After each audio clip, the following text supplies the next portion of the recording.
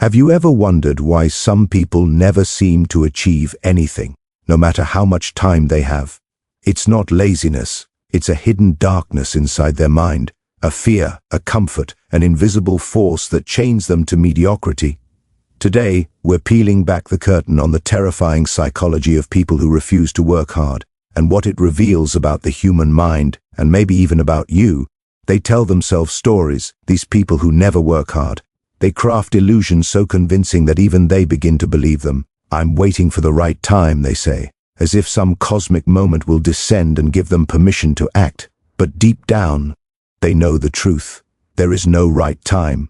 There is only now, and they have chosen to bury themselves in a fantasy because reality is too painful. Facing effort, confronting struggle, risking failure, all of that terrifies them. So they deceive themselves. They build castles in the air and live inside them, comfortable in their self-made prisons. It's a subtle kind of death, one that happens gradually. Each day they tell the same lie a little louder, until the lie becomes a part of their identity. I'm talented, I just haven't had the opportunity. I'm smart, I just don't need to rush.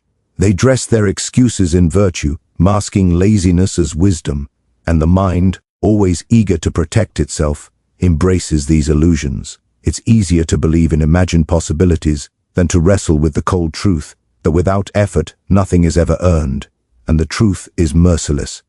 It waits for no one. It judges silently, and every day they wait, every excuse they cling to, it grows louder in the corners of their mind, whispering that they are wasting their life. This comfort of self-deception is addictive. There is a strange, dark pleasure in lying to yourself because it shields you from shame. If you never try, you can never fail.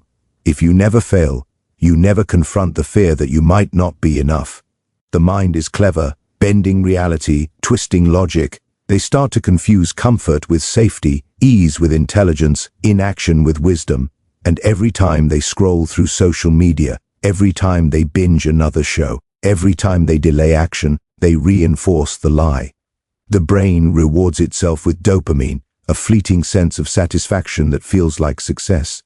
But it is hollow. Every temporary high is a brick in the wall that separates them from who they could have been. Over time, the lie consumes them.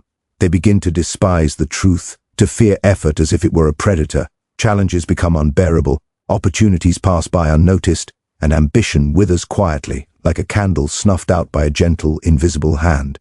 They tell themselves, "I'll start tomorrow," but tomorrow is a trap, a promise that never keeps itself. The comfort of self-deception grows stronger with every passing day, because the mind is always searching for relief, always trying to avoid discomfort, and the reality of hard work is discomfort at its purest form. And the most terrifying part? They know it. Somewhere deep beneath the surface, they feel the gnawing presence of wasted potential, the shadow of all they could have accomplished. But instead of confronting it, they turn away. They bury it under routines, distractions, excuses. They silence the voice of ambition because it hurts too much to hear. They live like ghosts among the living, moving through time without leaving a mark, safe from failure but also safe from greatness. There is no punishment, there is no shame, only silence. And in that silence, the mind whispers the darkest truth of all: they are free, but only because they have already given up. They chase pleasure, but not in the way most people think. For those who never work hard, every small comfort becomes a chain, and every fleeting thrill, a leash. The phone buzzes, the screen lights up, the dopamine floods their brain, and suddenly, effort feels unbearable. They are trained, almost surgically, to crave ease, to seek the path of least resistance, to mistake distraction for fulfillment. It starts innocently enough, a few minutes scrolling here, a laugh at a meme there. But minutes turn into hours, hours into days, days into years, and the mind, pliable and obedient, rewires itself around this pursuit of comfort. The harder the effort, the more alien it feels, the more discomfort it brings, the less it is wanted. What is dangerous is that they never see it. They call it relaxation, me time, or reward for a hard day, but in reality they are building prisons. Each tiny pleasure is a brick, each moment of indulgence a bar in the cell they are constructing around their potential. The mind is clever, it disguises addiction as choice. They feel free, but they are trapped, and every time they choose distraction over discipline, they are reinforcing a habit that will suffocate ambition until it is barely recognizable. There is a perverse logic to it. When the brain learns that happiness can be achieved without effort, why strive for more? Why endure struggle when temporary comfort is available at the swipe of a finger or the click of a button? The harder life asks them to work, the more their mind recoils. Pain becomes intolerable, effort unbearable, and yet the rewards of real achievement, mastery, pride, power, feel distant, almost mythical. The world is alive with possibility, but they have taught themselves that comfort is enough, and in that lesson they slowly die, not visibly, not dramatically, but in a quiet, almost imperceptible way. It's a slow erosion of will. Each small pleasure reshapes priorities. The more they indulge, the more the mind rewires itself to chase ease, to avoid challenges, to see effort as punishment. Ambition, once a flickering spark, suffocates under the weight of instant gratification. And the cruelest irony is that the temporary pleasures themselves never last. Happiness is fleeting, like smoke slipping through fingers, and yet they return to it, again and again, because it's safer than facing failure, disappointment, or the sweat of honest labor. It's easier to feel a momentary high than to confront the aching void left by wasted potential. Eventually, they begin to confuse comfort with contentment, distraction with purpose, laziness with wisdom. The mind adapts, but the soul shrinks. Each pleasure, once harmless, becomes a symbol of all they will never be, all they will never accomplish. And yet they cling to it because the alternative, effort, risk, pain, is unthinkable. The world whispers in colors of possibility, but they hear only the gentle hum of indulgence.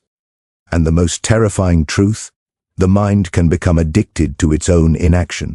The very thing meant to soothe becomes a chain. Pleasure is no longer an escape, it is the cage, and the cage feels safer than freedom. There is no rebellion, there is no struggle, only surrender, and in that surrender the mind learns the darkest lesson of all. Happiness without effort is an illusion, but illusions are easier to live with than truth. It's not laziness that holds them back. That would be too simple, too obvious.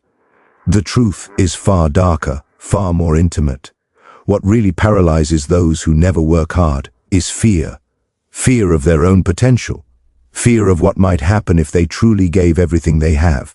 Because to confront effort, to embrace discipline, to stare at the raw possibility of their own greatness, that is terrifying. Once you see what you are capable of, there is no turning back, no more hiding, no more excuses, and most people quietly are not ready for that. They fear responsibility, fear the expectations that come with power. They fear standing alone, naked in their own ability, exposed to scrutiny and judgment. They know that true effort will demand sacrifice, and sacrifice leaves scars. It asks for sleepless nights, rejection, discomfort. The mind recoils from it, and so they invent reasons not to act. They tell themselves, "I'll start later," or "I'm not ready yet," as if the universe is waiting for them to catch up. But it is never waiting, and the more they delay, the heavier the weight of what they could have been becomes. This fear is cunning. It masquerades as logic, as prudence, as realism. Maybe I'm not cut out for this, they say. Maybe I wouldn't succeed anyway. But these thoughts are only shadows of fear. Deep down, they know the truth. They know that success is possible, that greatness is within reach. The terror lies in realizing that if they tried, if they truly committed, they might succeed. And success is frightening. Success changes everything. It erases excuses.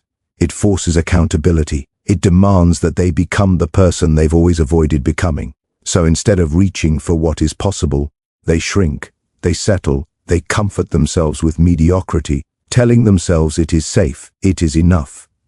But safety is an illusion. Every day spent avoiding effort adds chains to their mind, restraining the very thing that could set them free. Ambition withers, desire falters, and they begin to confuse fear with wisdom. They call it knowing their limits, when really they are afraid to surpass them. And yet, in the quiet moments, when the world is still, when the noise of distraction fades, They feel the whisper of what might have been. A shadow flickers in the corners of their mind, a painful reminder that they were once capable, that they still are. But fear is a cunning jailer. It convinces them that silence is safety, that inaction is protection. They mistake the absence of failure for security, not realizing that they are also closing the door on achievement, on growth, on the raw, unfiltered joy of seeing their potential realized. The cruelest irony is that fear does not protect them. It only ensures they remain small, unnoticed, safe in their mediocrity.